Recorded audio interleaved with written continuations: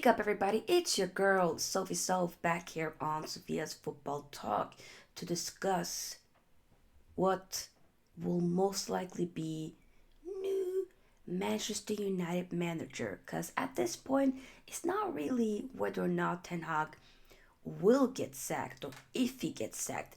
At this point, it's a matter of when will he get sacked. And at the time that I'm filming this video, so far haven't heard much other than there are talks that there will be a meeting the next day and that the Ineos board are contemplating on whether of getting rid of a Ten Hag and potentially getting a Ruud van Nistelrooy as the caretaker, or maybe even having the likes of Thomas Frank, the Brentford manager, or Thomas Tuchel, former PSG, Bayern, and Chelsea plus Dortmund manager, as Ten Hag's replacement. So I want to discuss amongst these three, what do I think should be the outcome? We'll discuss that for this video, but before we do, make sure you give this video here a big thumbs up, and of course also indeed subscribe to the channel, join the SFT membership, and let's get into the nitty-gritty. For me though, if we talk about right now, we know Ruud van Nistelrooy this season was appointed as one of two assistant coaches alongside the likes of Rene Hack, the former Go Ahead Eagles manager. And Ruud van Nistelrooy, does he really have much extreme experience in regards to coaching? No. But he did indeed manage PSV when he was appointed back in 2002. That was after the outgoing of a Roger Schmidt. He signed a 3-year contract at the beginning of the 22-23 season after winning the 22 Johan Cruyff Shield and the 22-23 KNVB Cup. He resigned with one match remaining of that Eredivisie season, citing a lack of support. And I would like to, of course, hear more from PSV fans. So if there's any PSV fans watching this video, do let me know your experience with having a Ruud van Nistelrooy as your manager. But for me, reports have said guy that looks to be a good manager, does have a proper playing style. So I don't know. But for me, I'm not saying get Ruud as a permanent manager. All I'm saying is get him as an interim manager.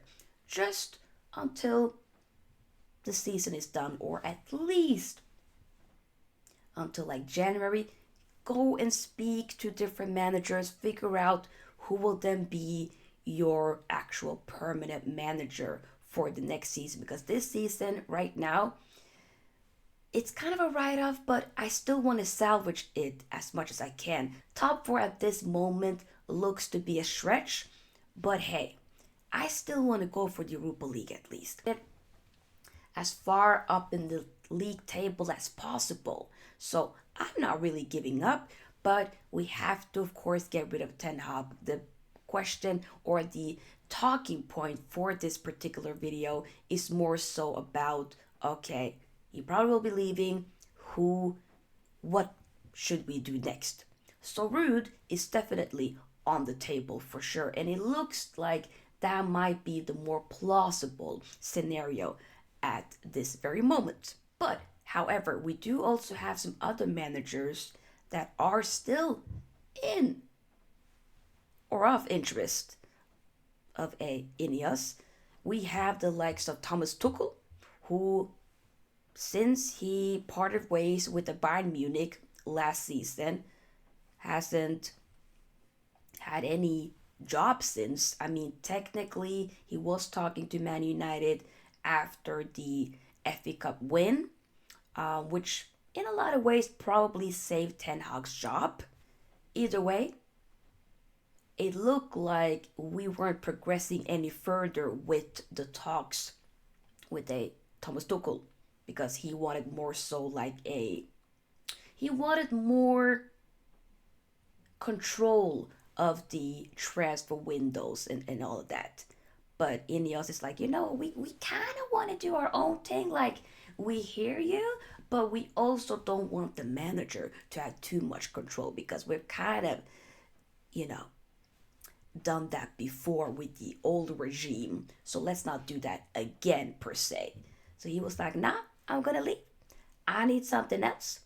I'm going to take a break. And he hasn't managed since. But it looks like those talks have resumed yet again. And he is of interest.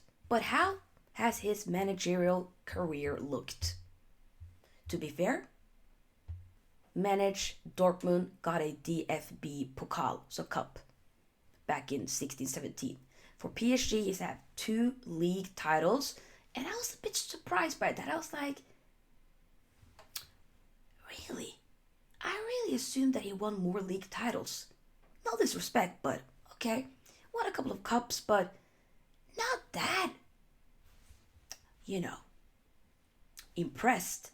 And then the Chelsea one, coming in after Frank Lampard got sacked.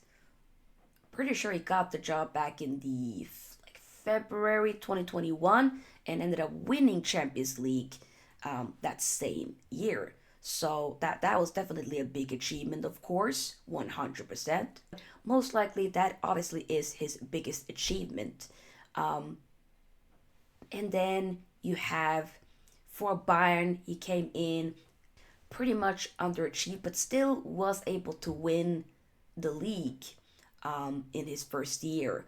He kind of came more so in mid-season or probably a bit further before then, as Nagelsmann got sacked, and he won the league.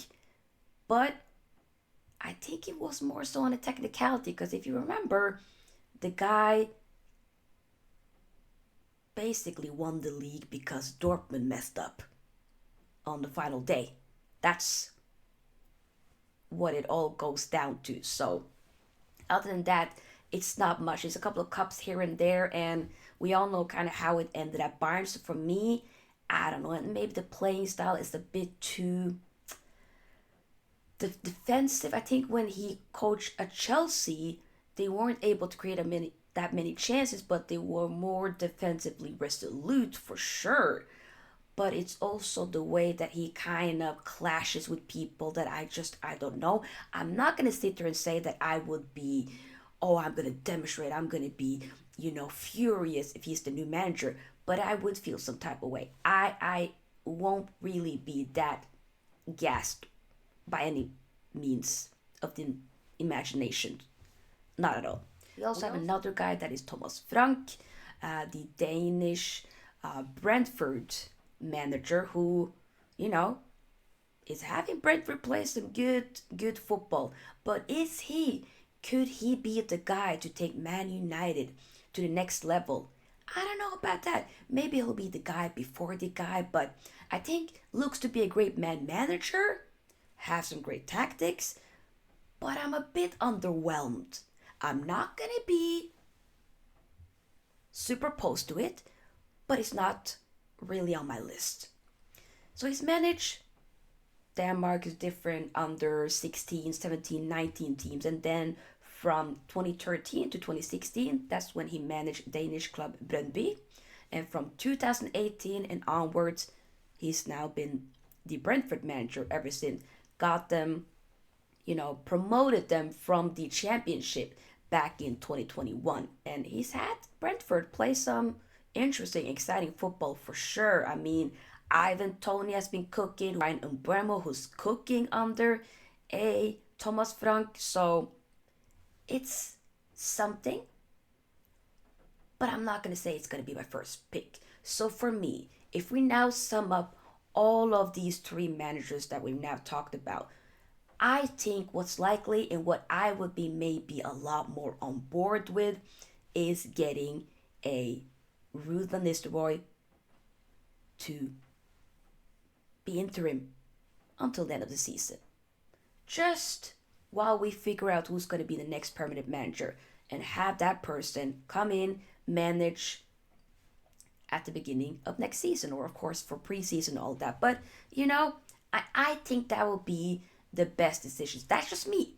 But I'm not gonna be okay if Ruud then ends up cooking. I'm not gonna be like, well, instantly now he's gonna be getting the permanent job, because that's kind of what we probably made the bad mistake of doing with a Ole Gunnar Solskjaer years back. Because interim Ole was cooking, but Ole with the permanent job, not so much. So yeah, I mean, I want to hear your thoughts below, and of course, I know rival fans will be like, "No, keep Ten Hag. That's my manager." I'm not talking to y'all. I'm talking to the serious people. I'm talking to my fellow Man United supporters. Who do you want next? And if maybe some of you guys are still Ten Hag, then hey, I don't know what to tell you. You gotta wake up. But I think most people at this point probably have seen the light. Either way, comment your thoughts down below. And of course, on your way out, like this video here, subscribe to the channel, join the SFT membership. And if you want to win a football kit of your choice, then join my Fantasy Premier League. I'll see you guys in the next video. Peace out, Sofia out, bye bye.